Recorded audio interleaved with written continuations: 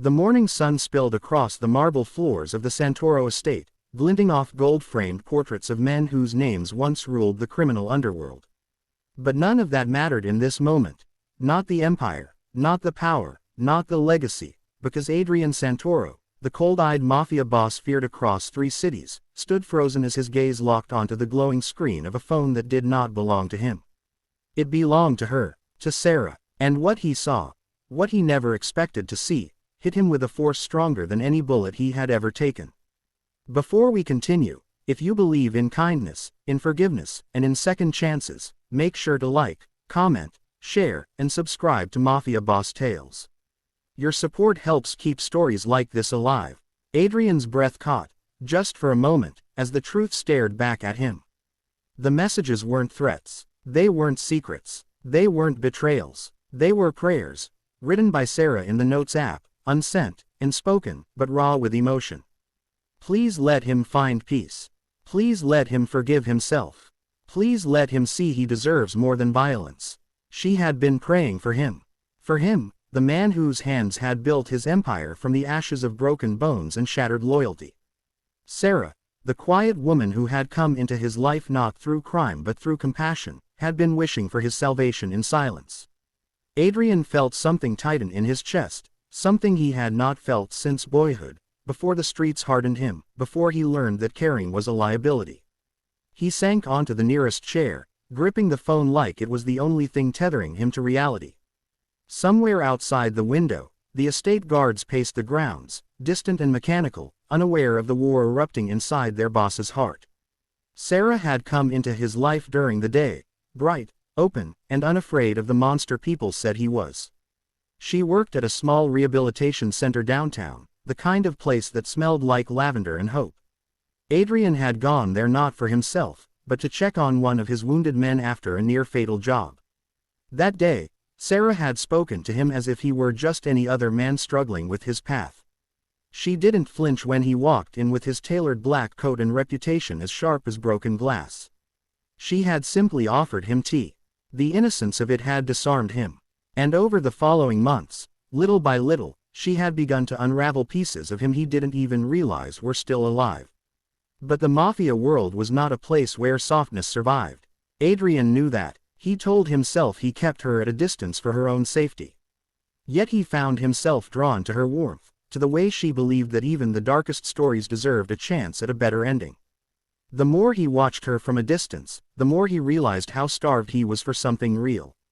Something honest, something human, but he never imagined she saw him the same way. He assumed she feared his darkness. Yet here, on her phone, were pages of thoughts, hopes that he might someday lay down the weapons of his past and choose a gentler tomorrow. For a man like Adrian, that was terrifying. The pressure in his chest built as he sat alone in that sunlit room, struggling to breathe around the weight of her unspoken words. He had fought wars with rivals, stared down death countless times, but nothing had ever undone him like this. Her kindness was a mirror, one he wasn't fully prepared to face. He remembered the last evening he saw her. How she smiled at the elderly man in the center, how she laughed softly when he grumbled about his medication. She had no idea Adrian was watching her from the hallway. No idea that every smile she gave felt like a lifeline thrown into the storm he called life. But he kept his distance. Not because he didn't want her, but because he wanted her to remain untouched by the kind of man he still believed himself to be. And yet, she prayed for him. As the hours passed, Adrian felt memories he had long buried claw their way back. His mother's gentle hands before tragedy tore her from him. The boy he once was before rage became his armor. The promise he once made to himself that he would rise so high in power no one could ever hurt him again. But what Sarah wished for him was not power. It was peace. He didn't know how long he sat there, lost in the collision of past and present, before he heard footsteps approaching. Sarah entered the room with soft confusion on her face when she saw him holding her phone. The sunlight haloed around her, making her look impossibly gentle compared to the heaviness in his heart. She asked no questions. Instead, she simply sat beside him, her presence a quiet invitation to breathe. Adrian, a man known for never losing control, felt the sting of tears he refused to shed. Sarah didn't touch him. She didn't rush him. She waited. And that patience alone broke something inside him. He wanted to tell her he didn't deserve her prayers. That men like him didn't get to climb out of the darkness. But every time she looked at him, he saw something he had never seen in another person: faith. Not in the Mafia boss Adrian Santoro, but in the man he could still become. Days passed, and something in him began to shift. He found himself visiting the center again, not because he needed to, but because he wanted to see how Sarah brought light into places people had long given up on.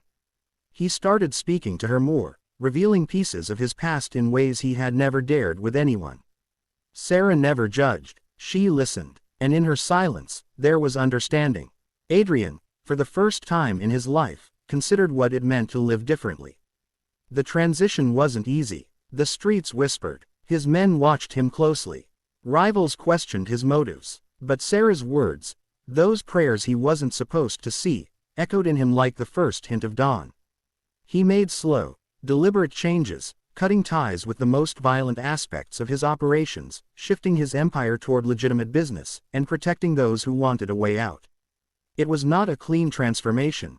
There were setbacks, dangers, tests of loyalty, but every time he doubted himself, he remembered how Sarah believed in his goodness even when he didn't. And in the process of changing his world, he found he was changing himself. Near the end of that year, Adrian stood with Sarah outside the rehabilitation center during a warm midday breeze, the air sweet with the scent of blooming flowers.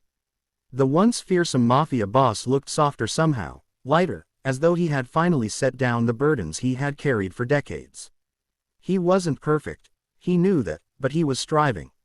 For her, for himself, for the life she prayed he might one day claim. There, under the gentle glow of daylight, he thanked her, not for saving him, but for believing he was someone worth saving. Sarah smiled in that way she always did, quietly, humbly, like she never realized how powerful her heart truly was. If this story has touched your heart, please take a moment to like, comment, share, and subscribe. Your engagement helps support more stories of redemption, hope, and unexpected humanity. And before the ending, here's a special request. Comment below what moment in the story moved you the most. Adrian Santoro's world did not magically become perfect. But he found peace in places he never expected. He found purpose in helping others climb out of the shadows he once lived in. And he found love, not in grand declarations or dramatic confessions, but in the quiet moments where Sarah simply held his hand, reminding him that even the darkest pasts can still lead to a brighter day. He looked at her, sunlight warming both their faces, and realized something he once believed to be impossible: he had finally found his way home. And all because of what he saw on her phone that day.